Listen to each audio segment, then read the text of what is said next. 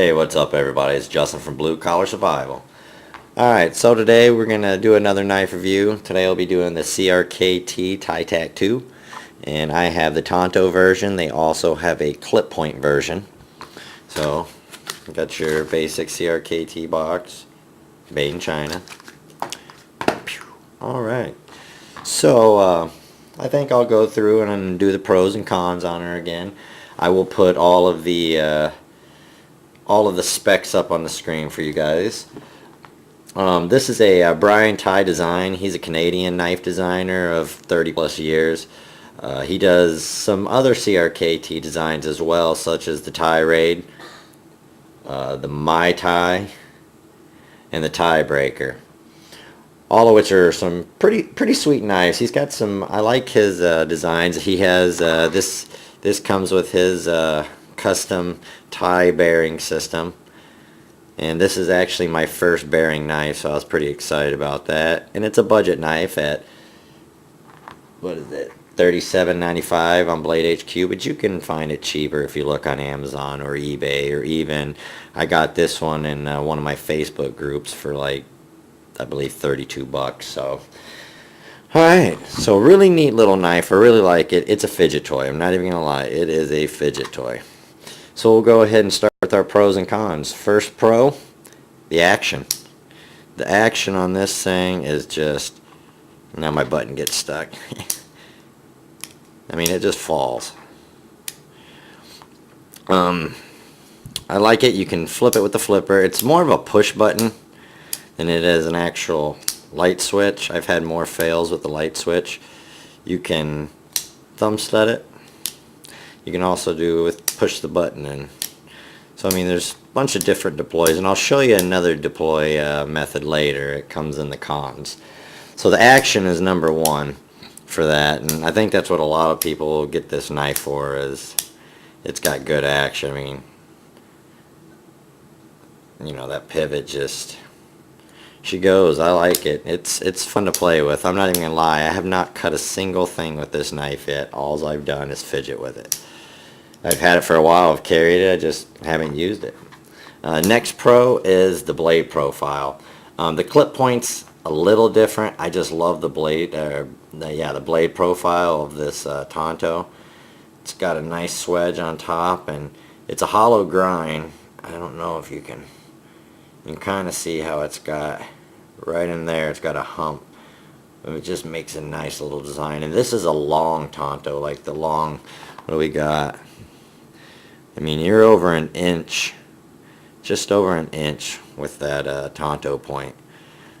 But I just like it. The clip point's really nice too. But I just like this Tonto.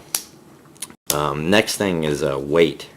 I think 3.38 ounces. The liner, it's only a partial liner. I know I'm not going to be able to get it in there, but it's only a partial liner. The liner actually runs, runs right about here. And yeah, so you only have that much liner. So 3.38 ounces, extremely light, a GRN handle. Yeah, I can't even tell this thing's in my pocket when I'm carrying it. Next pro, deep pocket carry. Thank you, CRKT. And this is something else I really like. You can actually get to the screws. I cannot stand when, well, it's mainly on the pivot that it bothers me, but I like that the screws are inlaid in there. And the hardware as well. All the hardware is inset. I know some people are real anal about it. I like it a lot better. Like, let's say, like the steel wheel Modus, they're not really, you know, they're not laid in. So, yeah, deep pocket carry, the hardware I like. Design is the next pro. The look of this knife, I mean, I think Patty said it best from Patty's Potato Peelers. He says it looks like Flash Gordon's knife, and it really does. That's it. Which is cool because I'm a Tampa Bay Lightning fan, so go Bolts. First place in the NHL, just throw it out there. So I really like that. Now, for that's my last pro. So we did design for last, so now for the cons, also design. So this hump right here, it's really hard to get two whole fingers up. So I mean, you're up on the knife, that humps right in the middle of that finger, and it creates a hot spot. You can come back on it, but it feels kind of weird laying off the blade like that. So that was one of my only main gripes about the design, is like I said, that is a hot spot right there. So unless you go back and just one finger up above that, like I said, you can't get up on that blade. So that is a con for me. Not really a hard use knife, so not something you're going to really be digging at. So it shouldn't be an issue or anything. Okay, so I was saying earlier, another way to open it, another con, weak detent. So yeah, I mean, I'm not worried about it coming open in my pocket, but I mean, I can just drop it every time. So that's another one. I don't know if everyone's like that. If somebody else has this knife, try that out and leave me a comment down below. Let me know if you guys have had any issues with it.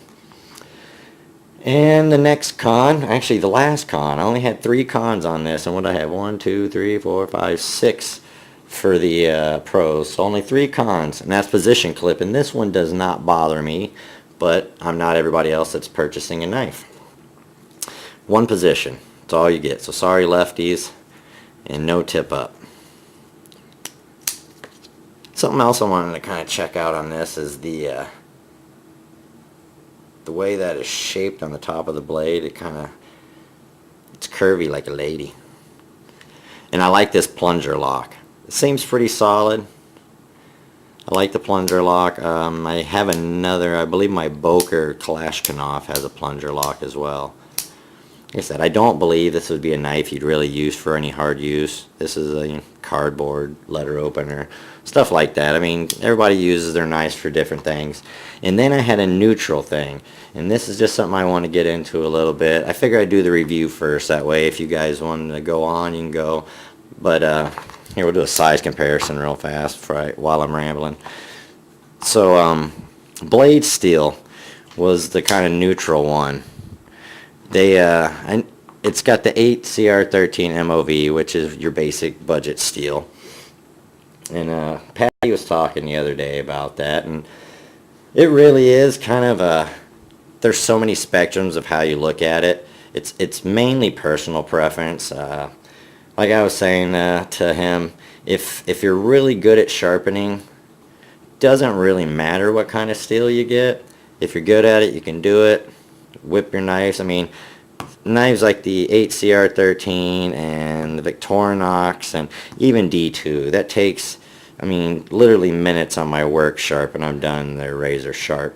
If you're not good at sharpening, maybe it is better to look into a anything like an S35V or maybe even the M390s and stuff like that, which are also, if you're not experienced at sharpening, can be difficult as well with the harder steels. But it's all personal preference. There's a lot of people out there that kind of bash on different steels and whatnot. But as for me, this is me personally, for an EDC knife, the steel really doesn't matter that much. I have a knife pretty much for any task. If I've got some hard use tasks that I know I'm going to be doing, I'm going to use something, like let's say I'm going out to cut a whole bunch of cardboard up. I'm going to want to have something, an S35V or something like that if I know I got a bunch of boxes to go through. But just my everyday carry where I know I'm just going to be cutting maybe a couple boxes or some string or an apple, who knows.